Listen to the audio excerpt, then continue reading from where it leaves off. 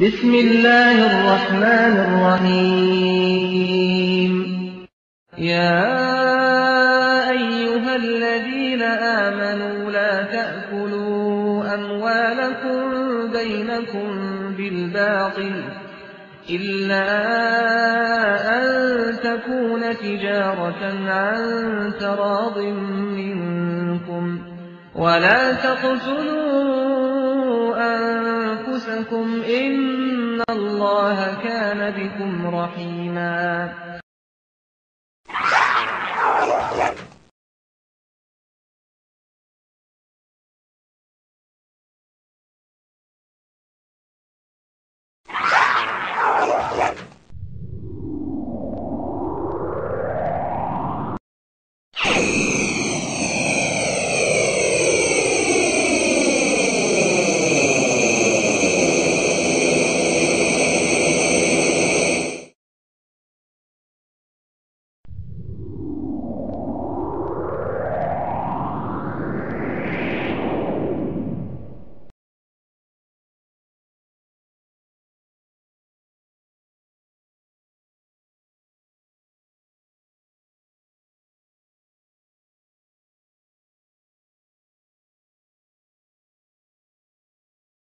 بسم الله الرحمن الرحيم وجاءت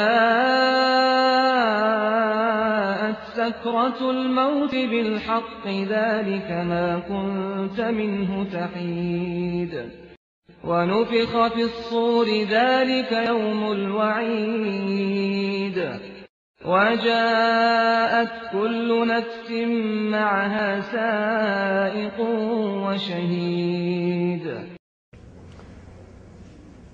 إن الحمد لله نحمده ونستعينه ونستغفره ونعوذ بالله من شرور أنفسنا ومن سيئات أعمالنا من يهده الله فلا مضل له ومن يضلل فلا هادي له أشهد أن لا إله إلا الله وحده لا شريك له وأشهد أن محمدا عبده ورسوله أما بعد أعوذ بالله من الشيطان الرجيم بسم الله الرحمن الرحيم كل نفس ذائقة الموت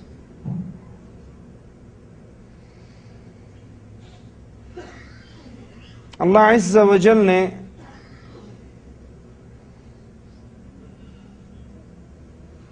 انسانوں کی ہدایت کے لیے انسانوں کو سمجھانے کے لیے بہت سے داعی واعظ اور ناصح پیدا کیے ہیں۔ رسول اللہ صلی اللہ علیہ وسلم نے اپنے ایک فرمان میں موت کو سب سے بڑا واعظ قرار دیا ہے۔ اللہ کے نبی علیہ السلام فرماتے ہیں کفا بالموت واعظا، سمجھنے کے لیے سمجھانے کے لیے موت سب سے بڑا واعظ ہے۔ جس کو یہ موت یاد ہو، جس کو آخرت یاد ہو، جس کو مرنا یاد ہو، جس کو یہ جہان چھوڑنے کا یقین ہو، وہ کبھی بھی اللہ عز و جل کی شریعت سے غافل نہیں رہ سکتا۔ غفلت ہمیشہ آتی ہی تب ہے جب انسان موت سے غافل ہو جاتا ہے۔ وہ سمجھتا ہے اے جہاں مٹھا اگلا جہاں کہیں ڈٹھا، یہ مزے کی زندگی ہے، کون مرے گا کون اٹھے گا، یہ پرانی باتیں ہیں۔ دادا ابو مر گئے تھے کیونکہ بہت بوڑھے تھے، والد صاحب بھی مر گئے تھے کیونکہ بوڑھے ہو گئے تھے، میں تو جوان ہوں، جوان کو موت نہیں آتی ہے۔ جو انسان موت سے غافل ہوتا ہے وہ شیطان کا آسان شکار بن جاتا ہے، اور جس کو موت یاد رہتی ہے وہ اپنے ایک ایک عمل اپنے ایک ایک قول پر اپنا محاسبہ کرتا ہے. یہ جو کچھ میں کہہ رہا ہوں، جو کچھ میں کر رہا ہوں، جو میری زندگی کی روٹین چل رہی ہے، یہ آخرت کے دن میرے لیے ندامت کا باعث بنے گی یا میرے لیے فائدے کا سبب بنے گی. ساری دنیا کے رنج، ساری دنیا کے غم، ساری دنیا کی دکھ اور تکلیفوں کو اگر اکٹھا کر دیا جائے تو موت کی تکلیف دنیا کے ہر غم سے بھاری ہے.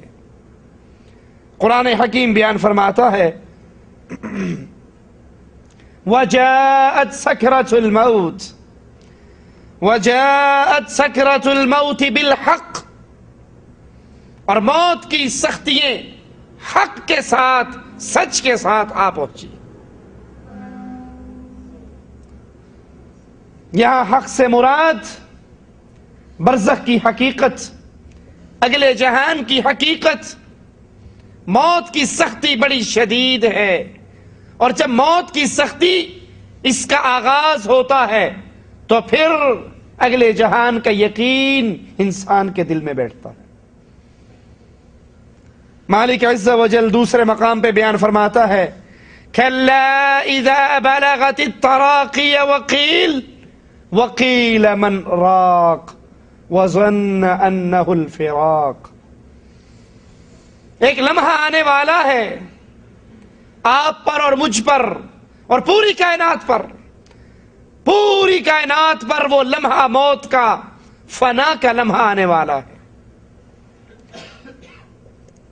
نہ یہ زمین رہے گی، نہ یہ آسمان رہے گا، نہ یہ فرشتے رہیں گے، نہ یہ جنات رہیں گے، نہ یہ انسان رہیں گے. کائنات کی ہر چیز کو فنا ہے. کل من علیہا فان، اس جہاں میں جو آیا ہے وہ جانے کے لیے آیا ہے. وَيَبْقَى وَجْهُ رَبِّكَ ذُو الْجَلَالِ وَالْإِكْرَامِ. اگر کوئی موت سے بچا ہوا ہے، جس کو موت نہیں آنی، وہ عرش والا اللہ ہے. انسان مریں گے، یہ زمین برباد ہوگی، یہ آسمان ٹکڑے ٹکڑے ہوگا، یہ فرشتے مریں گے، عرش کو اٹھانے والے فرشتے، ان کی موت بھی واقع ہوگی. جبرائیل کو موت آئے گی اور آخر میں موت کا فرشتہ بچے گا اور عرش والا اللہ بچے گا. مالک پوچھے گا کون بچا ہے؟ حالانکہ اللہ سب جانتا ہے. وہ کہے گا اللہ، ایک تیری ذات اور ایک تیرا یہ بندہ. مالک کہتا ہے اس کو بھی حکم دے گا کہ تو بھی مر جا. وہ فرشتہ جو لوگوں کی روحوں کو قبض کرتا ہے، بالآخر اس کو بھی موت آئے گی. میرا اللہ اعلان فرمائے گا این الجبارون، این المتکبرون، این الملوک الارض. زمین کے بادشاہ، زمین کے وڈیرے، زمین کے چودھری کہاں ہیں؟ کوئی میرا شریک ہے تو سامنے آئے، کوئی میرا ساتھی اور ساجی، میری بادشاہت میں شریک، میرے ملک میں شریک کوئی ہے تو آئے. آج کس کی بادشاہت ہے؟ کوئی جواب دینے والا ہو تو دے. مالک خود فرمائے گا للہ الواحد القہار. لوگوں نے اللہ کے شریک بنائے، اللہ کی صفات اللہ کی مخلوقات میں بانٹی، لیکن ایک گھڑی ایسے آنے والی ہے جس دن کوئی اس دھرتی پہ نہیں رہے گا. مالک عز و جل تنہا ہوگا اور فرمائے گا للہ الواحد القہار. آج قہر والے رب کی بادشاہت. یہ لمحہ جب آنا ہے، قرآن منظر پیش کر رہا ہے کہ اللہ اذا بلغت التراقی وقیل من راق وظن انه الفراق والتفت الساق بالساق الى ربك يومئذ المساق. جب یہ موت کا لمحہ آدمی یہ سمجھتا ہے کہ اب دنیا سے جدائی کا وقت آ گیا، اب اس دنیا کو چھوڑنے کا وقت آ گیا، اس وقت پنڈلی سے پنڈلی مل جاتی ہے، جس کا مطلب یہ ہے کہ موت کی تکلیف پے در پے تکلیف آتی ہے، یہاں تک کہ انسان کی جان نکال لی جاتی ہے۔ سوچئے، اللہ کے لیے سوچئے، اور اللہ سب سے پہلے کہنے والے کو سوچنے کی توفیق عطا فرمائے۔ اس موت کی تیاری کے لیے میں نے اور آپ نے کیا کر رکھا؟ جس موت سے کوئی نہیں بچ سکتا، نہ نبی بچے، نہ علی بچے، نہ ولی بچے، نہ نیک بچے، نہ برا بچے، اس کا ذائقہ سب نے چکھنا ہے۔ موت ایک ایسا شراب، ایک ایسا جام ہے جس کو سب نے پینا ہے۔ موت ایک ایسا دروازہ ہے جس سے سب نے گزرنا ہے۔ لوگوں کے جنازوں کا اعلان سننے والوں، فلاں ابن فلاں مر گیا، آج تم کسی کے جنازے کا اعلان سنتے ہو، کل کوئی تمہارے جنازے کا اعلان سن۔ آج تم کسی کے جنازے کو کندھا دیتے ہو، کل کوئی تمہارے جنازے کو کندھا دے گا۔ آج تم کسی کو کفن دیتے ہو، کل کوئی تمہیں کفن دے گا۔ آج تم کسی کو قبر میں اتارتے ہو، کل کوئی تمہیں اتارے گا۔ آج تم کسی کے یتیم کے آنسو صاف کرتے ہو، کل تمہارے یتیموں کو بھی کوئی چپ کرائے گا۔ اس موت نے آنا ہے۔ اس موت کی سختی بڑی شدید ہے۔ اس موت سے بچ کوئی نہیں سکتا، اس موت سے بھاگ کوئی نہیں سکتا۔ جھوٹ بولتے ہیں وہ لوگ جو کہتے ہیں ہمارے بزرگ مرتے نہیں ہیں، بس پردہ ہی کرتے ہیں، مکان بدلتے ہیں، یہاں سے وہاں منتقل ہوتے ہیں، جانتے سارا کچھ۔ مولوی زکریا صاحب لکھتے ہیں ایک بزرگ نے دوسرے بزرگ کو غسل دیا، کفن دیا، قبر میں رکھا، غسل دیا، کفن دیا، قبر میں اتارا، چپ کر کے پڑا رہا، جب قبر میں رکھا تو اس نے انگوٹھا پکڑ لیا۔ جھوٹ بولتے ہیں۔ موت ایک ایسی حقیقت ہے جس سے نہ نبی بچ سکے، نہ ولی بچ سکے، نہ نیک بچ سکے، نہ بد بچ سکے، نہ انسان بچ سکے، نہ فرشتے بچ سکے، نہ جنات بچ سکے۔ مسند احمد میں ہے، رسول اللہ صلی اللہ علیہ وسلم فرماتے ہیں موت کی تکلیف بڑی ہی شدید ہے۔ موت کی تکلیف بڑی شدید ہے، اس کے لیے تیاری کر لیجئے، اس کے لیے اپنی زندگی کے گزرتے ہوئے ایک ایک لمحے کے بارے میں غور کر لیجئے۔ یہ زندگی جو میں گزار رہا ہوں، کیا اس زندگی کے اندر آخرت کی تیاری کا کچھ حصہ میں نے رکھا ہے؟ رسول اللہ صلی اللہ علیہ وسلم فرماتے ہیں لذتوں کو توڑ دینے والی اس موت کو یاد کیا کرو۔ لذتوں کو توڑ دینے والی کیا معنی؟ ایک بندے نے شادی کی ہے، نئی نویلی دلہن اس کے پاس ہے، اور موت کی تکلیف شروع ہو جائے، شادی کی لذتیں باقی بچے گی؟ اس نے نئی گاڑی ابھی شو روم سے لے کر آیا ہے اور موت کی تکلیفیں اترنی شروع ہو جائیں، وہ نئی گاڑی کی لذت باقی رہے گی؟ نیا مکان بنایا ہے، ابھی شفٹ ہوا ہے، اور اس کے اوپر موت کی تکلیفیں سٹارٹ ہو جائیں، اس مکان کی لذت باقی رہے گی؟ اور یاد کر لو، یہ موت بتا کر نہیں آتی، ٹیلی فون کر کے نہیں آئے گی، اطلاع دے کر نہیں آئے گی۔ یہ موت جب بھی آئے گی اچانک۔ اللہ ہمیں جب بھی موت دینا، اپنی توحید کی دعوت دیتے ہوئے شہادت کی موت دینا۔ اس موت نے اچانک آنا ہے، اطلاع دے کر نہیں آنا، اور جب آنا ہے تو پھر چانس نہیں دینا، پھر کہے میں نے نئی شادی کی ہے، نئی گاڑی لی ہے، نیا مکان بنایا ہے، ابھی تو کمائی کر کر کر کر کے سعودیہ سے واپس پہنچا ہوں، 4 دن تو اپنے دیش میں بھی رہنے دے مجھے۔ وَلَن يُؤَخِّرَ اللَّهُ نَفْسًا إِذَا جَاءَ أَجَلُهَا۔ جب یہ وقت آ جائے گا پھر کسی کو موقع نہیں ملے گا، پھر کسی پر نہ ایک لمحے کی تقدیم ہوگی، نہ تاخیر ہوگی۔ اس موت نے سب پر آنا ہے، اچانک آنا ہے، اور جب آنا ہے تو ٹلنا نہیں ہے۔ اللہ کے نبی فرماتے ہیں لذتوں کو توڑ دینے والی اس موت کو یاد کیا کر۔ آپ کے پاس اللہ کی کتنی نعمتیں ہوں، آپ کے پاس دنیا کی آسانیوں کے کتنے سامان ہو، ان نعمتوں کو سامنے رکھتے ہوئے موت کو بھی سامنے رکھیں۔ میں ان لذتوں میں ہوں، میں ان نعمتوں میں ہوں، لیکن یہ لذتیں ہمیشہ کی لذتیں نہیں ہیں۔ اپنے کمرے کو بڑا خوبصورت سجانے والوں، یہ کمرہ تمہارا نہیں ہے، اس میں تم نے لائٹنگ کی ہے، قالین بچھائے ہیں، اے سی لگائے ہیں، تلاجہ رکھا ہے، بہترین بیڈ ہے، خوبصورت سجا ہوا کمرہ، معطر خوشبوؤں کی مشینوں سے لگا ہوا، لیکن یاد کر لو یہ تمہارا نہیں ہے، یہ وارثوں کا ہے۔ تمہارا اور میرا اصل کمرہ وہ اس زمین کے پیٹ میں ہے۔ اس کی لائٹنگ ہو گئی، اس میں قالین بچھ گئے، ارے کیا میں نے اس کمرے کے بارے میں بھی سوچا جس میں اندھیرا ہے، جس میں سانپ ہے، جس میں بچھو ہے، جس میں تنہائی ہے، جس میں وحشت ہے، جس میں گرمی ہے، جس میں کوئی ساتھی اور ساجی نہیں ہے، ٹھنڈے پانی کا انتظام نہیں ہے، ٹھنڈے اے سی کی ٹھنڈی ہوائیں نہیں ہیں، وہ کمرہ میرا اصل کمرہ ہے۔ صحیح بخاری میں ہے، رسول اللہ صلی اللہ علیہ وسلم نے جس بیماری کے اندر وفات پائی، میرے نبی کی تکلیف کی یہ کیفیت تھی کہ آپ نے ٹھنڈے پانی کا ایک پیالہ اپنے پاس رکھا ہو، ہاتھ اس کے اندر ڈالتے اور اس ٹھنڈے پانی کو اپنے چہرے پہ پھیرتے، اس ٹھنڈے ہاتھ سے اپنے چہرے کو سکون دیتے، اپنے چہرے پہ چادر ڈالتے اور کبھی چادر کو اتارتے اور پھر فرماتے سبحان اللہ ان للموت لسکرات، اللہ پاک ہے، موت کی تکلیف بڑی شدید ہے۔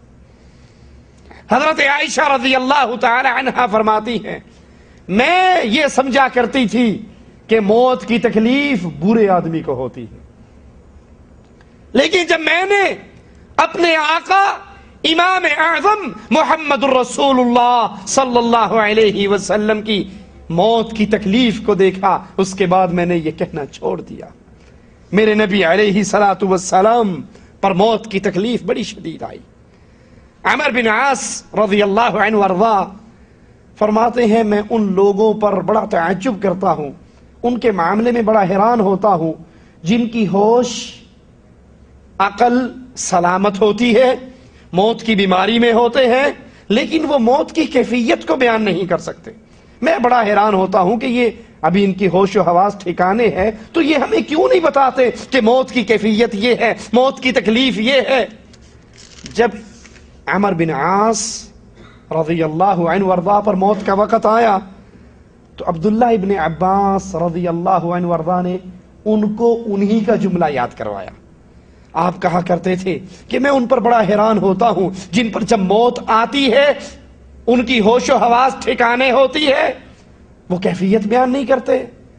عمر بن عاص ابن عباس کا جملہ سن کر رضی اللہ عنہم اجمعین ٹھنڈی آہ بھرتے ہیں، آہ، اور پھر کہتے ہیں موت کی تکلیف کو بیان نہیں کیا جا سکتا۔ بس یوں سمجھو جیسے آسمان زمین پہ ٹوٹ کے گر چکا ہے اور میں آسمان اور زمین کے درمیان پسا ہوا ہوں، میرا پیٹ کھجور کے کانٹوں سے بھر دیا گیا ہے اور میرا سانس سوئی کے ناکے سے ہو کر، اس باریک سوراخ سے ہو کر میں سانس لے رہا ہوں۔ آسمان زمین پہ گر چکا ہے اور میں اس کے درمیان مسل دیا گیا ہوں، پیٹ میرا کھجور کے کانٹوں سے بھرا ہوا ہے اور میں اتنی مشکل سے سانس لے رہا ہوں گویا یہ سانس سوئی کے ناکے سے ہو کر آ رہا ہے۔ حضرت شداد رضی اللہ عنہ وارضا فرماتے ہیں، موت کا لمحہ دنیا اور آخرت کی تمام ہولناکیوں میں سب سے زیادہ ہولناک ہے۔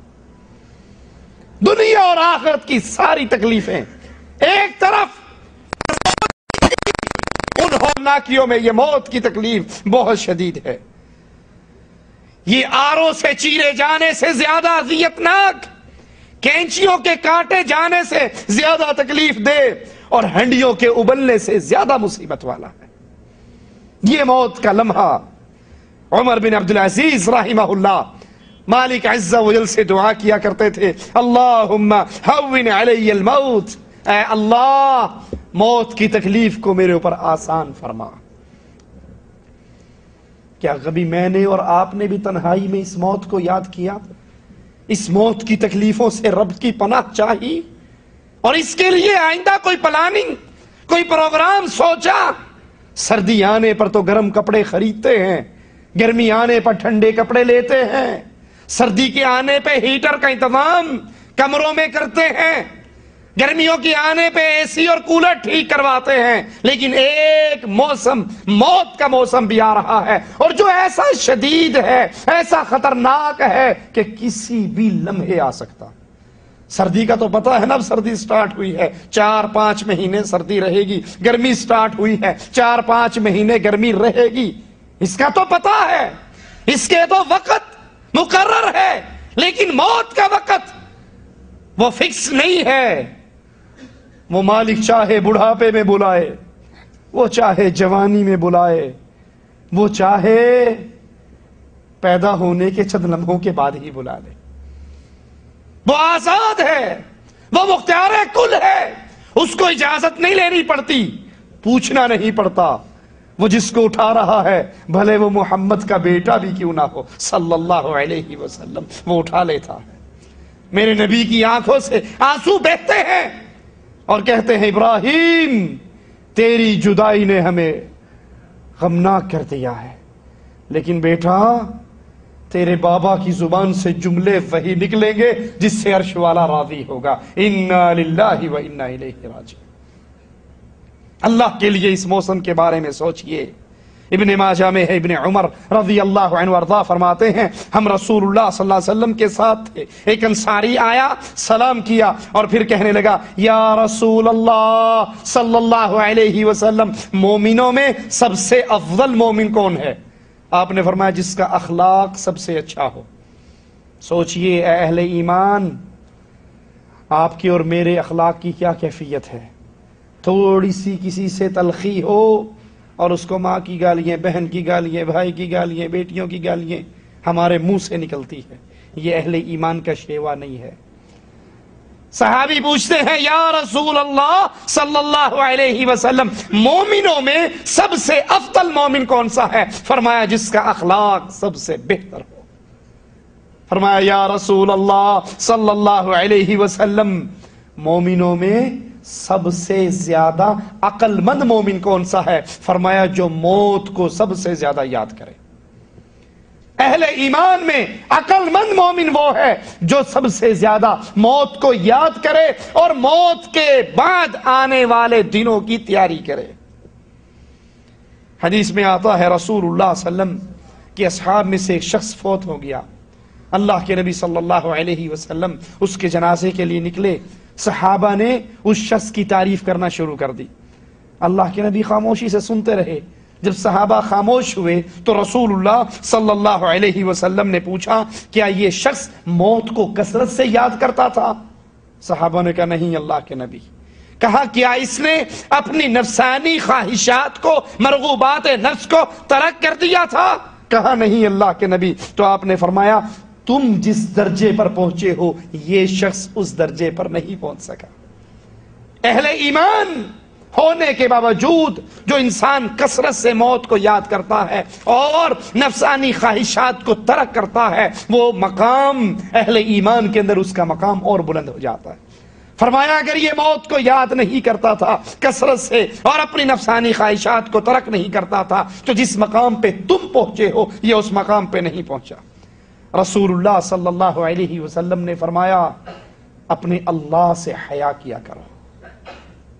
صحابہ نے کہا یا رسول اللہ صلی اللہ علیہ وسلم اللہ کا شکر ہے ہم اپنے اللہ سے حیا کرتے ہیں۔ فرمایا نہیں، اللہ سے حیا کرو جیسے حیا کرنے کا حق ہے۔ اور وہ حق کیا ہے؟ فرمایا اپنے سر کی حفاظت کرو اور جو کچھ سر میں ہے اس کی حفاظت کرو، اپنی آنکھ کی حفاظت کرو، اپنے کان کی حفاظت کرو، اپنی آنکھوں کی حفاظت کرو۔ اللہ عز و جل سب سے پہلے کہنے والے کو اس پہ عمل کی توفیق عطا فرمائے اور پھر ہر سننے والے کو نبی کی یہ حدیث اپنے دل میں اتارنے کی توفیق عطا فرمائے۔ اللہ سے حق، حیا کا حق کیا ہے؟ آپ کی آنکھ وہ دیکھے جس سے اللہ راضی ہو، آپ کے کان وہ سنے جس سے اللہ راضی ہو، آپ کی زبان وہ کہے جس سے اللہ راضی ہو۔ اپنے کمروں میں، اپنی گاڑیوں میں گانوں کی والیم کی سیڑھیاں لا کے رکھنے والوں، اور یہ شیطان کے جملے دہرانے والوں تو انہوں کی پتہ، یہ تو روح کی غذا ہے۔ کسی کو منع کرو نا بھائی یہ گانے نہ سنا کرو، یہ دل میں نفاق پیدا کرتے ہیں، یہ گناہ کا دروازہ ہے، یہ نفاق کا دروازہ ہے، تو کہتے ہیں مولوی صاحب بات تو ٹھیک ہے لیکن موسیقی روح کی غذا ہے۔ ہاں مانتے ہیں کہ یہ واقعی روح کی غذا ہے، لیکن آپ کو بھی ماننا پڑے گا روحیں کتنی قسم کی ہیں؟ 2 قسم۔ ایک روح جنت میں جانے والی اور ایک روح جنت میں جانے والی روح کے بارے میں تو قرآن بتاتا ہے کہ ان کو سکون کس چیز سے ملتا ہے؟ اللہ کے ذکر سے، اور جو جہنم میں جانے والی ہیں ان کو سکون ملتا ہے شیطان کی آواز سے۔ اب فیصلہ آپ خود کر لیجئے کہ یہ موسیقی کون سی روح کی غذا ہے، جو جنت میں جائے گی یا جہنم میں؟ اللہ سے حیا کرو، اپنے سر کی حفاظت کرو، اور سر میں جو کچھ ہے اس کی حفاظت کرو، اپنی آنکھوں کی، اپنے کانوں کی، اپنی زبان کی۔ یہ زبان یہ ایسی نہیں ہے کہ آپ اس کو آزاد چھوڑ دیں، جو اس کے جی میں آئے کہتی رہے۔ عائشہ رضی اللہ تعالی عنہا نے اپنی ایک سوگن کے بارے میں اتنا کہا تھا، چھوٹے قد والی۔ کس نے کہا تھا؟ کون؟ عائشہ رضی اللہ تعالی عنہا، جن کے شاگرد حدیث بیان کرتے ہوئے عائشہ رضی اللہ تعالی عنہا کے بارے میں کہا کرتے تھے کہ یہ حدیث مجھے حبیب خدا کے، حبیب خدا اللہ، اور اللہ کے حبیب کون؟ محمد رسول اللہ، اور محمد رسول اللہ کی محبوبہ کون؟ عائشہ۔ یہ میں نے اللہ کے نبی کی حبیبہ سے یہ جملہ سنا ہے، آپ کی سب سے زیادہ پیاری ہستی سے یہ جملے سنے ہیں۔ اس نے اپنی ایک سوکن کے بارے میں، اپنے خامن کی دوسری بیوی کے بارے میں صرف اتنا کہا تھا، یہ چھوٹے قد کی ہے۔ کوئی گالی نہیں دی، اسے چور نہیں کہا، اسے بے ایمان نہیں کہا، اسے فتنہ باز عورت نہیں کہا، کچھ نہیں کہا، صرف اتنا کہا کہ اس کا قد تو بہت چھوٹا ہے۔ اللہ کے نبی فرماتے ہیں عائشہ تیرے اس ایک چھوٹے سے جملے کو اگر میں سمندروں میں ڈال دوں تو سارے سمندر زہریلے ہو جائیں۔ رسول اللہ صلی اللہ علیہ وسلم فرماتے ہیں سب سے بڑا سود، چھوٹے سود کا گناہ کتنا ہے؟ ماں کے ساتھ بدکاری، یہ سود کا سب سے چھوٹا درجہ ہے۔ آپ نے فرمایا سب سے بڑا سود یہ ہے کہ مسلمان کی عزت کو اچھالا جائے، او کما قال علیہ الصلوۃ والسلام، اس کی غیبت کی جائے، اس کی چغلی کی جائے، اس کی عزت میں طعن کیا جائے، یہ سود کا سب سے بڑا گناہ۔ زبان کی حفاظت کیجئے، کان کی حفاظت کیجئے، آنکھ کی حفاظت کیجئے، اور پیٹ کی حفاظت کیجئے، اور پیٹ کے ساتھ جو کچھ ہے اس کی حفاظت کیجئے، مراد اس سے شرمگاہ ہے۔ اور یاد کرو قبر میں ہڈیوں کے گل سڑ جانے کو یاد کرو، اور جو شخص آخرت کی زندگی کا خواہش مند ہو اسے چاہیے دنیا کی زیب و زینت کو چھوڑ دے۔ جس شخص نے یہ سارے کام کیے تو اس نے اللہ سے ایسے حیا کی جیسے حیا کرنے کا حق ہے۔ صحیح بخاری میں ہے رسول اللہ صلی اللہ علیہ وسلم فرماتے ہیں لا تتمنوا الموت، کبھی موت کو یاد نہ کرو، موت کی تمنا نہ کرو، موت کو کثرت سے یاد کرو لیکن موت کی تمنا نہ کرو۔ ہمارے ہاں کیا ہوتا ہے، تھوڑی سی تکلیف آئے تو ہم فوراً کیا کہتے ہیں، مر جاندہ تے چنگا ہی سی، مر جاؤں گا تو جان چھوٹے گی۔ موت کے سوال کرتے ہیں، موت کی تمنا کرتے ہیں، موت کی خواہش کرتے ہیں، اور کتنے وہ بدنصیب ہیں جو خودکشی کرتے ہیں۔ کوئی دریا میں ڈوب جاتا ہے، کوئی گاڑی کے نیچے آ جاتا ہے، کوئی ٹرین پہ منڈی رکھ دیتا ہے، کوئی کچھ کر جاتا ہے، کوئی کچھ کر جاتا ہے۔ خودکشی اسلام میں حرام ہے۔ آپ نے فرمایا موت کی تمنا نہ کرو، موت نہ مانگو، کیونکہ ہو سکتا ہے جو نیک ہے وہ اپنی نیکی کے اندر اور اضافے کرے گا، نمازیں پڑھے گا، روزے رکھے گا، حج کرے گا، زکوٰۃ دے گا، صدقہ دے گا، اس کے اجر اور ثواب کے اندر اضافہ ہوگا۔ اور جو گناہگار ہے وہ بھی موت نہ مانگے، چھوٹی چھوٹی تکلیف آنے پر اپنے پلے پھنسار کر اللہ سے موت کے لیے دعائیں نہ کرے، کیونکہ ہو سکتا ہے اللہ اس کو معافی کی توفیق عطا فرما، وہ معافی مانگ کے سارے گناہوں کو معاف کروا لے، اور نیک جتنا عرصہ زندہ رہے گا اس کی نیکیوں کے اندر اضافہ ہوگا۔ لیکن صحیح بخاری میں ہے کہ شہادت کی دعا مانگنا جائز ہے۔ رسول اللہ صلی اللہ علیہ وسلم نے خود اللہ سے دعا کی، والذی نفسی بیدی، اس کی قسم جس کے ہاتھ میں محمد صلی اللہ علیہ وسلم کی جان ہے، لوددت انی اقتل فی سبیل اللہ، میرا جی چاہتا ہے میں اللہ کے راستے میں قتل ہو جاؤں، ثم احیا، مجھے پھر زندہ کیا جائے، ثم اقتل، مجھے پھر قتل کیا جائے، مجھے پھر زندہ کیا جائے، مجھے پھر قتل کیا جائے، مجھے پھر زندہ کیا جائے، مجھے پھر قتل کیا جائے۔ شہادت کی دعا مانگنا جائز ہے، یہ تمنا کرنا جائز ہے، ہمارے نبی کریم صلی اللہ علیہ وسلم نے کی، لیکن اس کے علاوہ ویسے موت مانگنا، موت کی تمنا کرنا، اس سے رسول اللہ صلی اللہ علیہ وسلم نے منع فرمایا۔ حضرت انس فرماتے ہیں اللہ کے نبی علیہ الصلوۃ والسلام پر موت کی تکلیف بڑی شدید ہوئی، حضرت فاطمہ آئی، کہنے لگی واہ کرب ابتا، ہائے میرے بابا کی تکلیف، میرے بابا کا غم، میرے بابا کا دکھ، موت کی یہ شدت، موت کی یہ تکلیف۔ رسول اللہ صلی اللہ علیہ وسلم نے اپنی لخت جگر فاطمہ رضی اللہ تعالی عنہا کا یہ جملہ سنا تو فرمانے لگے لا کرب علی ابیکی بعد اليوم، اے فاطمہ آج کے بعد تیرے بابا پہ پھر کوئی تکلیف نہیں آئے گی، یہ زندگی کی آخری تکلیف ہے، آج کے بعد تیرے بابا پہ تکلیف نہیں آئے گی۔ جب انسان کی روح قبض کی جاتی ہے، آسمان سے فرشتے اترتے ہیں، مومن انسان کو فرشتے اس کی روح قبض کرنے کے لیے آتے ہیں تو کیا سلوک کرتے ہیں؟ آئیے اللہ کے قرآن سے سنتے ہیں، الذین تتوفاہم الملائکۃ طیبین یقولون سلام علیکم، نیک اور متقی لوگوں کی روح قبض کرنے کے لیے جب فرشتے آتے ہیں تو کہتے ہیں سلام علیکم، تم پہ اللہ کی سلامتی ہو۔ اہل ایمان، اہل توحید، مواحد بندے کی روح جب قبض کی جاتی ہے، فرشتے اس کو آ کر اللہ کی طرف سے سلامتی کا پیغام دیتے ہیں۔ تحیتہم یوم یلقونہ سلام، جس روز اہل ایمان اپنے اللہ کو ملیں گے ان کا استقبال سلام سے ہوگا، اور یہ خاصہ صرف اہل توحید کا ہے۔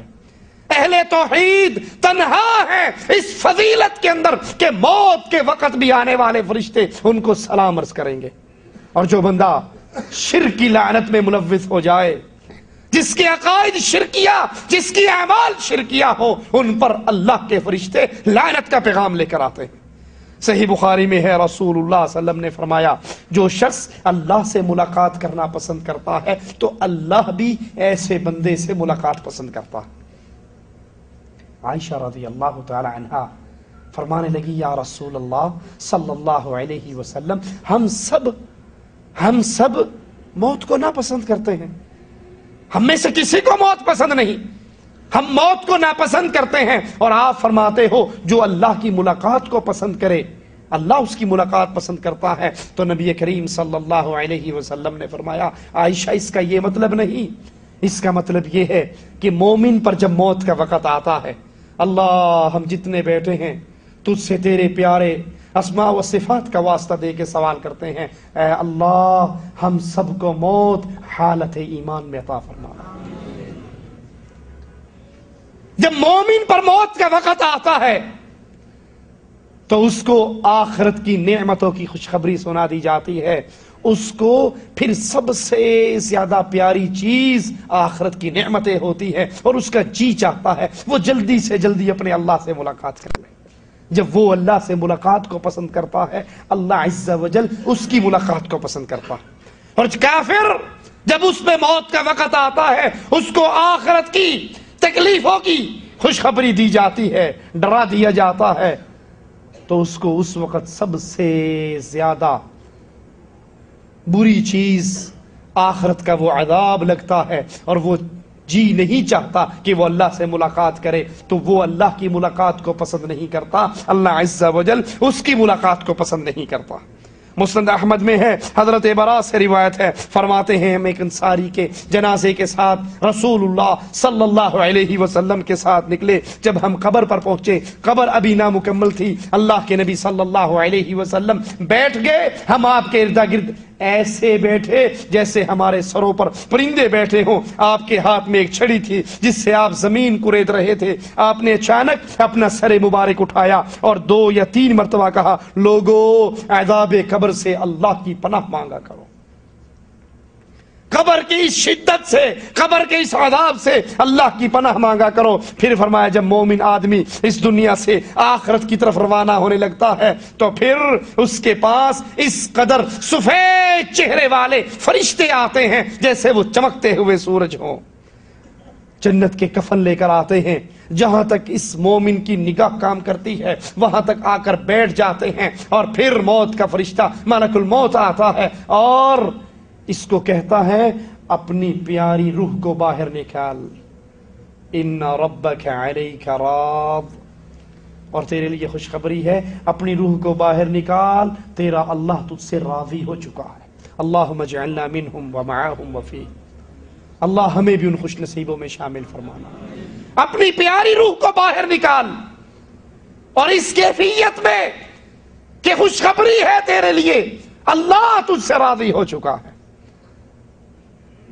وہ روح باہر نکلتی ہے، اس کا منظر کیا ہوتا ہے؟ مشکیزہ پانی سے بھری ہو اور اس کا منہ بند ہو، اچانک منہ کو کھول دو تو کس طرح پانی اچھلتا ہوا باہر نکلتا ہے، مومن کی روح ایسے باہر نکلتی ہے۔ جنت کے لبادوں میں، جنت کی ریشمی چادروں میں، جنت کے کفن میں، جنت کی خوشبوئیں لگا کر اس کو اس میں لپیٹ لیا جاتا ہے۔ موت کے فرشتے سے باقی فرشتے اس کو ہاتھ میں لیتے ہیں اور یہ روح آسمان کی طرف بلند ہوتی ہے۔ راستے میں ملنے والے فرشتے اس پہ سلام عرض کرتے ہیں اور خوشخبری دیتے پوچھتے ہیں کس خوش نصیب کی روح جا رہی ہے؟ وہ جواب میں کہتے ہیں فلاں ابن فلاں، دنیا میں سب سے پیارا نام جو اس کا لیا جاتا تھا وہ نام لے کر کہا جاتا ہے فلاں ابن فلاں کی روح ہے۔ پہلے آسمان پر پہنچتے ہیں، پہلے آسمان کے دروازے کھلتے ہیں، آسمان کے فرشتے دوسرے آسمان تک ساتھ جاتے ہیں، دوسرے کے دروازے کھلتے ہیں، اعلی ھذا القیاس 7ویں آسمان تک پہنچتے ہیں۔ مالک عز و جل حکم فرماتا ہے میرے بندے کا نام اہل ایمان کی روحوں کی جگہ علیین میں لکھ دیا جائے۔ اور جب اللہ کے دشمن کی طرف، جس نے اس دنیا میں اللہ کی دی ہوئی ساری نعمتیں استعمال کرنے کے باوجود اپنے رب کو نہ پہچانا، وہ کپڑے کی کوالٹی پہچان جاتا تھا، وہ جوتی کی کوالٹی جانتا تھا، وہ دنیا کے ہر مسئلے میں ریسرچ کر لیا کرتا تھا، لیکن نہ اس نے کبھی قرآن کو ترجمے سے پڑھا، نہ اللہ کی توحید کو سمجھا، نہ دین اسلام کو سمجھا، اور اس نے کہا مولویوں دا کام ہے، اسی کاروباری لوگ ہیں، ساڑھے کو ٹائم ہی نہیں ہوتا، ہمیں ضرورت نہیں ہے، مولوی صاحب کی تنخواہ اپنے جیب سے دیتا ہوں اور وہ جو کچھ کرتا رہے گا مجھے ملتا رہے گا، میں نے ساری تحقیق، ساری ریسرچ، سارا کام اس دنیا کے کمانے پہ کرنا ہے۔ دین تو مولویوں کا کام ہے۔ جس نے ایسے دنیا گزاری، اس کے پاس جب فرشتے آتے ہیں ڈراؤنی شکل،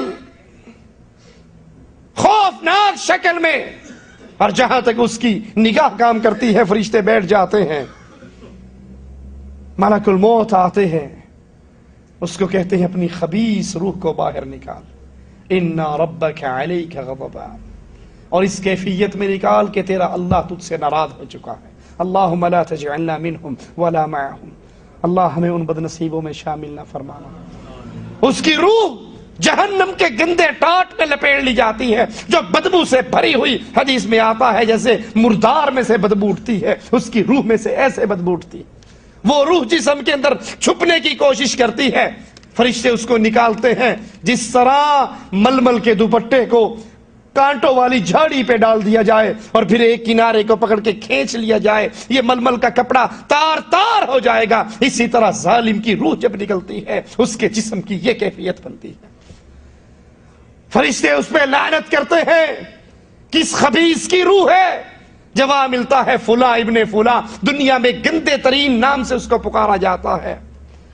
پہلی زمین کے دروازے کھلتے ہیں، دوسری کے کھلتے ہیں، اور پھر مالک عز و جل کہتا ہے اس کو ظالموں کی روحوں کی ٹھکانوں کی جگہ پر سجین میں اس کا نام لکھ دیا جائے۔ اللہ کے لیے اس زندگی کو غنیمت جانیے۔ یہ 60 سالہ 70 سالہ زندگی یہ اللہ کی طرف سے دیا ہوا پہلا اور آخری موقع ہے۔ اس زندگی میں اگر آپ نے اور میں نے اپنی آخرت کو سنوار لیا تو قیامت کے دن ہم پر اللہ کی طرف سے سلامتی کا پیغام آئے گا۔ اور اگر اس زندگی کو کھانا پینا، بچے پیدا کرنا، 4 پیسے کمانا اور سو جانا اسی کے اندر آپ نے گزار دیا، میں نے گزار دیا، تو یاد کر لو ہم سے بڑھ کر بدنصیب اور کوئی نہیں ہے۔ کافر کی روح، ظالم کی روح، اللہ کے دین کے دشمن کی روح، مشرک کی روح قبض جب ہوتی ہے تو آئیے قرآن حکیم اس کا منظر پیش کرتا ہے۔ الذین تتوفاہم الملائکۃ ظالمی انفسہم فالقوا السلم۔ ظالم کو فرشتے آتے ہیں لینے کے لیے، کیسے؟ جنہوں نے اپنی جانوں پر ظلم کیا، اللہ کو چھوڑ کر غیر اللہ کی پوجا کی، مالک کو چھوڑ کر درگاہوں پہ سجدے کیے، درباروں پہ سجدے کیے، غیر اللہ کی صدائیں لگائی، غیر اللہ کے لیے نظر و نیاز دی، اس اللہ کی وحدانیت کے حق کو نہ پہچانا۔ جب فرشتے ان کو لینے آتے ہیں تو پھر یہ اپنی ہتھیار ڈال دینا جسے کہتے ہیں نا، تو یہ فوراً فرما برداری کی صورت اختیار کرتے ہیں اور انکار کریں گے اپنے جرائم سے کہ ہم نے ایسے نہیں کیا، ہم تو مطیع اور فرما بردار ہیں۔ ما كنا نعمل من سوء، ہم کب گناہ کرتے تھے، ہم کب شرک کرتے تھے؟ ساری زندگی غیر اللہ کی نظر و نیاز میں گزار دی، اور اس وقت کہیں گے ہم نے تو کبھی 11ویں دی نہیں۔ ایک تعویذ اس کندھے پہ، ایک تعویذ اس کندھے پہ، امام ضامن گلے میں، اور اس وقت کہیں گے ہم نے تو یہ کیا ہی نہیں۔ ما كنا نعمل من سوء، ہم نہیں کرتے تھے۔ بلا ان اللہ علیم بما کنتم تعملون، نہیں، ہرگز نہیں، جو کچھ تم کرتے تھے تمہارا اللہ تمہیں جانتا تھا۔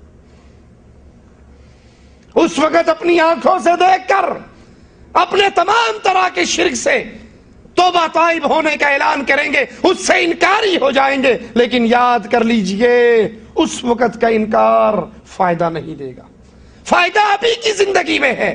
آج اللہ کی توحید کو سیکھیے، آج قرآن حکیم کو ترجمے سے پڑھیے، اللہ کی وحدانیت کے دین کو، اس دین حنیف کو سیکھیے، اس عقیدہ توحید کو سیکھیے، اور ہر طرح کے شرک سے توبہ طائب ہو کر عبادت کو خالص اللہ کے لیے کیجیے۔ اور اگر نہیں تو پھر منظر قرآن حکیم کا سامنے رکھیے، فَادْخُلُوا أَبْوَابَ جَهَنَّمَ خَالِدِينَ فِيهَا فَلَبِئْسَ مَثْوَى الْمُتَكَبِّرِينَ۔ اہل شرک کو کہا جائے گا چلو جہنم کے دروازوں میں سے داخل ہو جاؤ، اور یہ جہنم تکبر کرنے والوں کا سب سے برا ٹھکانہ۔ تکبر کرنے والے کون؟ جس کو حق مل جائے، یاد کر لیں، تکبر کی تعریف اپنے دل میں بٹھائیں، لوگوں کو حقیر جاننا، ہم سید ہیں، یہ مسلی، یہ موچی، یہ تیلی، یہ کمار، لوگوں کو، اللہ کے بندوں کو حقیر جاننا، اور حق بات سن کر ٹھکرا دینا، نہ ماننا۔ کتنے وہ مسائل ہیں، کتنے وہ احکام ہیں، آپ تک اور مجھ تک اللہ کی توحید کی بات پہنچ جائے فوراً سر جھکا دیجئے، اور جو اللہ کی توحید کی بات کو سن کر، قرآن کی واضح آیات کو سن کر، امام الانبیاء کے واضح فرامین کو سن کر نہیں مانتا، ٹھوکر مار دیتا ہے، قوم قبیلے کی وجہ سے، فرقے پیر کی وجہ سے، حضرت اور مرشد کی وجہ سے وہ تکبر کر رہا ہے اللہ اور اس کے رسول کی بات کو ٹھوکر مار کر۔ اور جو اس طرح قرآن و حدیث کے دلائل کو ٹھکراتا ہے اس کا ٹھکانہ اللہ کی جہنم ہے۔ وَلَوْ تَرَىٰ إِذْ يَتَوَفَّى الَّذِينَ كَفَرُوا الْمَلَائِكَةُ يَضْرِبُونَ وُجُوهَهُمْ وَأَدْبَارَهُمْ وَذُوقُوا عَذَابَ الْحَرِيقِ۔ کاش تم وہ منظر دیکھو جب فرشتے کافروں کی روح قبض کر رہے ہوتے ہیں، اور ساتھ ساتھ ان کے چہروں پر اور ان کی پیٹھوں پر تھپڑ برساتے ہیں، ضربے لگاتے ہیں، اور کہتے ہیں اب جلنے کے عذاب کا مزہ چکھو۔ ان کے چہرے پیٹے جاتے ہیں، پشتوں پہ ضربیں ماری جاتی ہیں اور کہا جاتا ہے ذوقوا عذاب الحریق، یہ جہنم کا عذاب اہل شرک کے لیے ہے۔ فَكَيْفَ إِذَا تَوَفَّتْهُمُ الْمَلَائِكَةُ يَضْرِبُونَ وُجُوهَهُمْ وَأَدْبَارَهُمْ، اس وقت کیا حال ہوگا اہل شرک اور کفر کا جب فرشتے ان کی روح قبض کریں گے اور ساتھ ساتھ ان کے چہروں اور پیٹھوں پر ماریں گے۔ وَلَوْ تَرَى إِذِ الظَّالِمُونَ فِي غَمَرَاتِ الْمَوْتِ وَالْمَلَائِكَةُ بَاسِطُو أَيْدِيهِمْ أَخْرِجُوا أَنفُسَكُمْ الْيَوْمَ تُجْزَوْنَ عَذَابَ الْهُونِ بِمَا كُنْتُمْ تَقُولُونَ عَلَى اللَّهِ غَيْرَ الْحَقِّ وَكُنْتُمْ عَنْ آيَاتِهِ تَسْتَكْبِرُونَ۔ اس گھڑی کو اپنے سامنے رکھیے، کاش تم کفار کو موت کی کیفیت میں دیکھ سکو، موت کی سختیوں میں پھنسے ہوئے دیکھ سکو۔ والملائکۃ باسطوا ایدیہم، جب فرشتے ان کی طرف ہاتھ بڑھائیں گے اور کہیں گے اخرجوا انفسکم، اپنے نفسوں کو باہر نکالو، اپنی خبیث روحوں کو باہر نکالو۔ الیوم تجزون عذاب الہون، آج تمہیں شدید عذاب، ذلیل کر دینے والا عذاب، رسوا کر دینے والا عذاب دیا جائے گا۔ کیوں؟ بما کنتم تقولون علی اللہ غیر الحق، اس جرم کی وجہ سے جو تم دنیا کے اندر اللہ پر جھوٹ باندھا کرتے تھے۔ کتنے ہی وہ مولوی آپ کو ملیں گے، ان کی تقریریں سن لیجئے، ان کی سیڈیاں دیکھ لیجئے، ان کے چینل اٹینڈ کر لیجئے، ان کے پروگراموں کو، وہ اللہ پر جھوٹ باندھتے ہوئے اپنے سارے شرک کے بارے میں دلیل دیتے ہیں کہ یہ جو کچھ ہم کر رہے ہیں یہی شریعت ہے، یہی اسلام ہے، یہی دین ہے۔ الصلاۃ والسلام علیکہ یا نور من نور اللہ کی صدائیں بھی لگاتے ہیں، اللہ کے نبی کو اللہ کی ذات کا شریک بھی بناتے ہیں اور پھر دلیل بھی دیتے ہیں کہ یہ جو کچھ ہم کہہ رہے ہیں یہ اللہ کی طرف سے کہہ رہے ہیں، یہ شریعت کے فیصلے سنا رہے ہیں۔ وہ اللہ پر بھی جھوٹ بولتے، اللہ کے کلام پر بھی جھوٹ بولتے، امام الانبیاء پر بھی جھوٹ بولتے، تو آج تمہیں عذاب دیا جائے گا بما کنتم تقولون علی اللہ غیر الحق، تم اللہ کی طرف جھوٹ کی نسبت کرتے تھے۔ وکنتم عن آیاتہ تستکبرون، جب تمہیں توحید کی خالص آیات سنائی جاتی، قرآن حکیم کے دو ٹوک فیصلے سنائے جاتے تو پھر منہ موڑ لیتے، تکبر کرتے ہوئے نکل جاتے، اور کئی تو کہہ بھی دیتے ہیں جی بات تو ٹھیک ہے لیکن ہمارے مذہب کے خلاف ہے، آیت تو ٹھیک ہے، حدیث تو ٹھیک ہے، لیکن جو کچھ آپ کہہ رہے ہو یہ ہمارے مذہب میں نہیں ہے۔ ارے مذہب اتارنے والا اللہ ہے، ہم تو اس مذہب کے اوپر چلنے والے ہیں، جس کا مذہب اللہ کے دیے ہوئے قرآن و حدیث سے ٹکرا جائے، خود بدلتے نہیں قرآن کو بدل دیتے ہیں کہ غلامی میں بدل جاتا ہے قوموں کا ضمیر، اپنی سوچ کو چھوڑا جائے گا یا رب کی شریعت کو چھوڑا جائے گا۔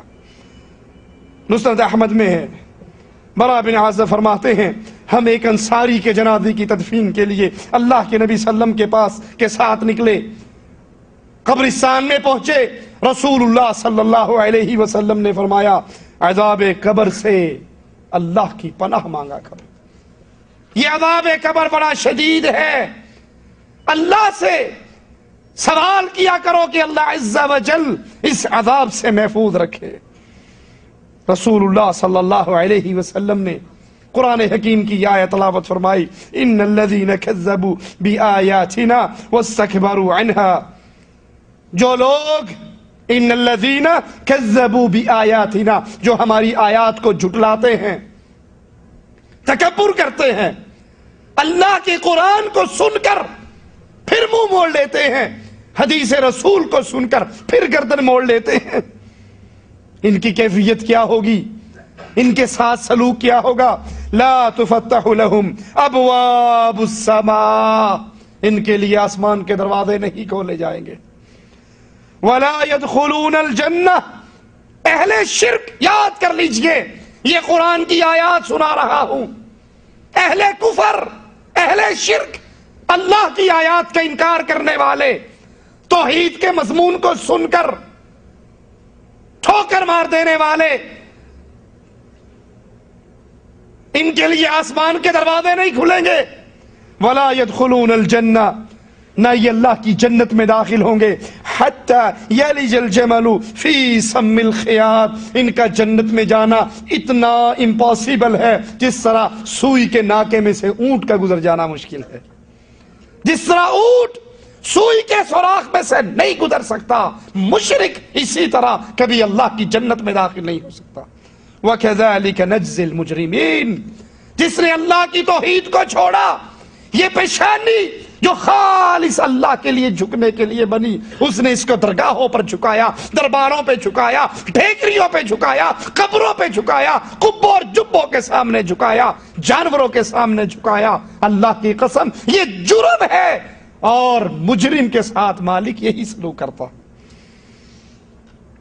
اس کے بعد رسول اللہ صلی اللہ علیہ وسلم نے قرآن حکیم کی یہ آیت تلاوت فرمائی، وَمَن يُشْرِكْ بِاللَّهِ فَكَأَنَّمَا خَرَّ مِنَ السَّمَاءِ.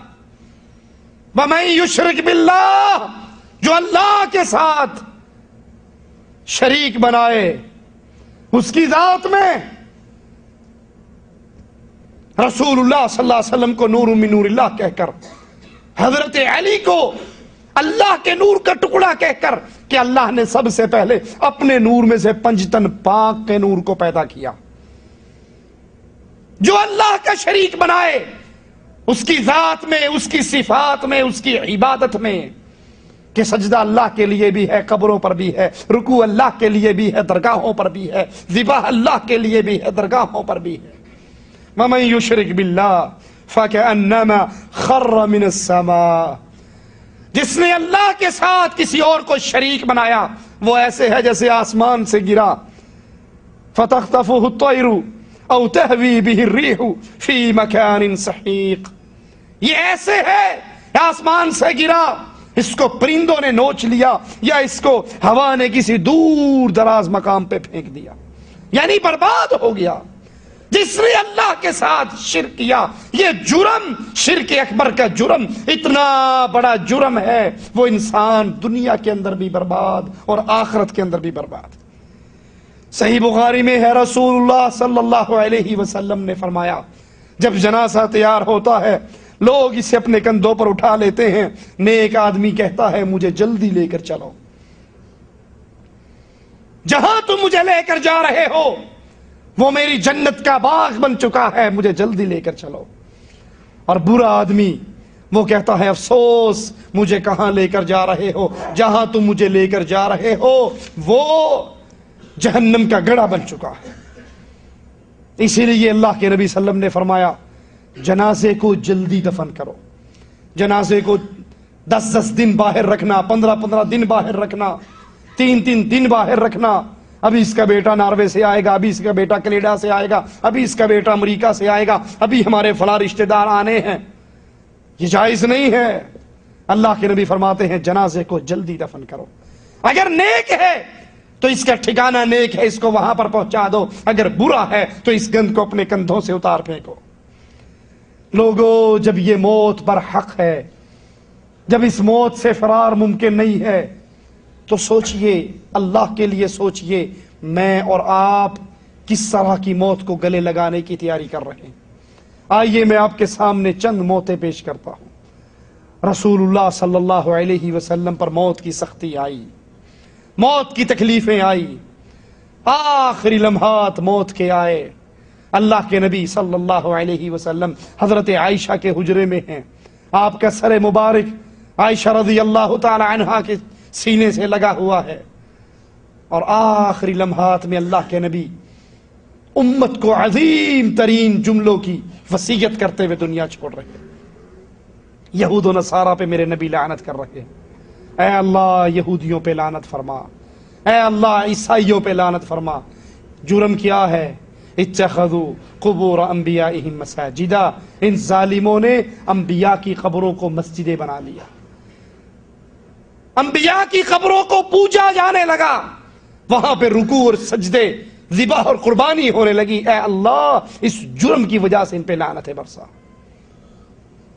اور امت کو مخاطب کر کے کہتے ہیں الصلاۃ الصلاۃ الصلاۃ وما ملکت ایمانکم، نماز نماز نماز نماز کا خیال کرنا، اور اپنے غلاموں کا خیال کرنا، اپنے نوکر چاکروں کا خیال کرنا.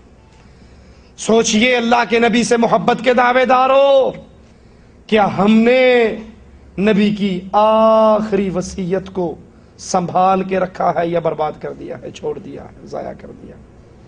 کتنے وہ لوگ ہیں جو ظہر، عصر، مغرب، عشاء کی نماز پڑھ لیتے ہیں لیکن فجر کی نماز، مسجد ان کا منہ دیکھنے سے محروم، یہ مسجد کا منہ دیکھنے سے محروم۔ اللہ کے نبی پر موت آئی لیکن کیفیت کیا ہے؟ مرتے ہوئے بھی، جہان کو چھوڑتے ہوئے بھی امت کو نماز کی تلقین کر کے گئے۔ ابو بکر رضی اللہ عنہ وارضاہ پر موت آئی، حضرت عمر کو بلایا، کہنے لگے عمر، اللہ کا حق ہے رات میں جس کو اللہ دن میں قبول نہیں کرتا، اور اللہ کا حق ہے دن میں جس کو رات میں قبول نہیں کرتا۔ یہ ساری رات سونے کے لیے نہیں بنی، رات کا کچھ پہر اللہ عز و جل کے لیے عبادت میں گزارا کرو۔ سوچئے کہ بھی یہ توفیق مجھے اور آپ کو بھی ہوئی؟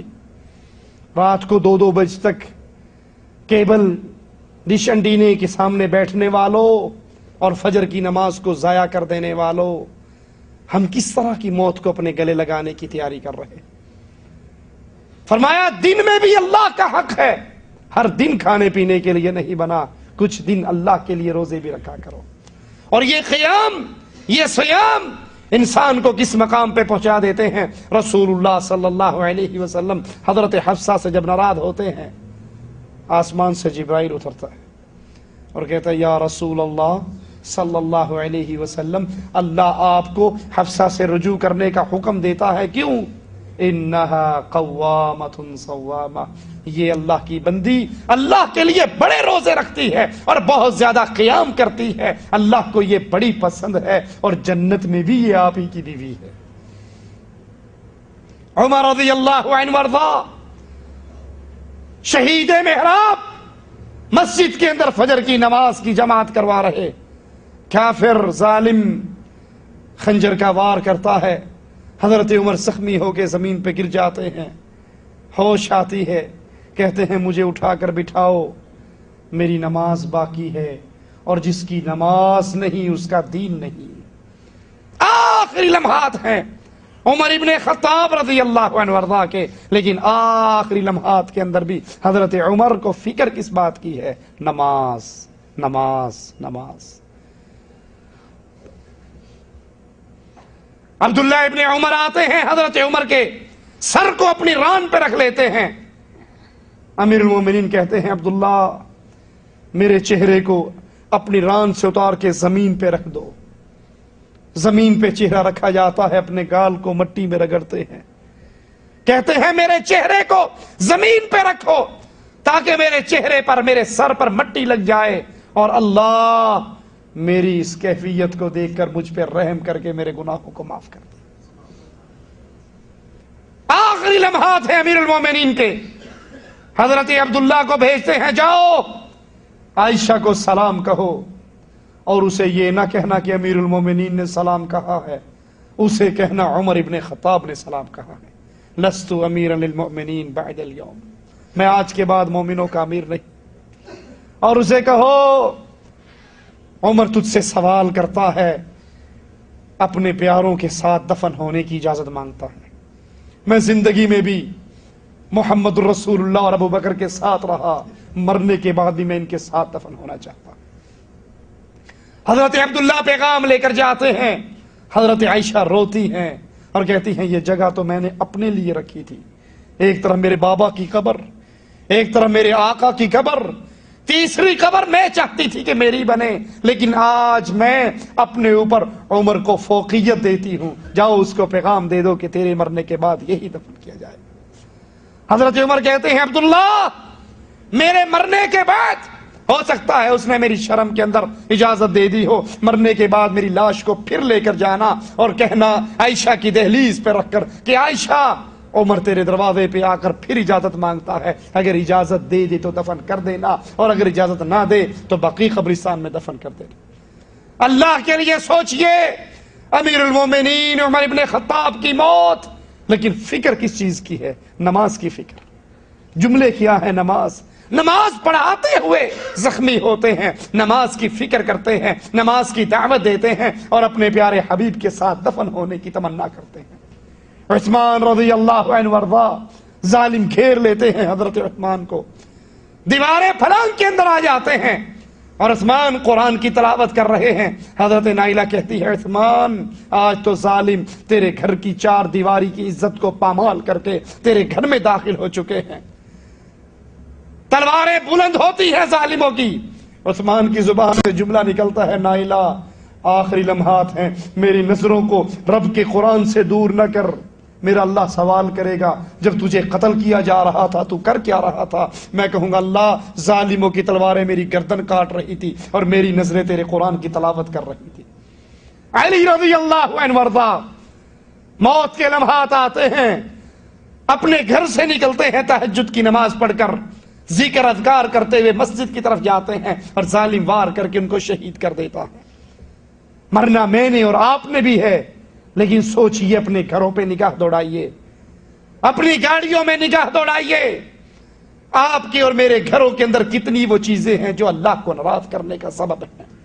میں اور آپ کس قسم کی موت کو سینے سے لگانے کے لیے تیاری کر رہے ہیں؟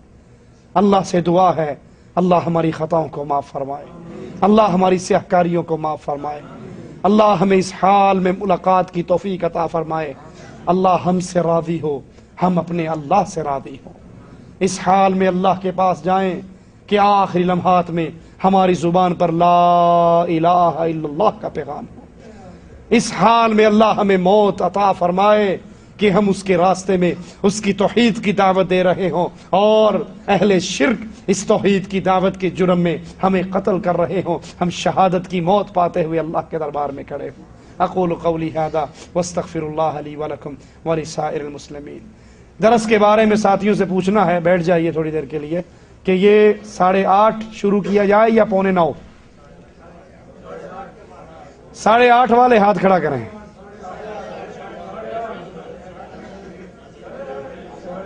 چلے ٹھیک ہے، انشاءاللہ اگلا درس 8:30 بجے۔ اگر کسی ساتھی کے پاس ڈرائیور نہیں پہنچا یا لیٹ پہنچے تو وہ میرے نمبر پہ رابطہ کرے تاکہ ان سے وہ ٹائم پہ آپ کو لینے آئے۔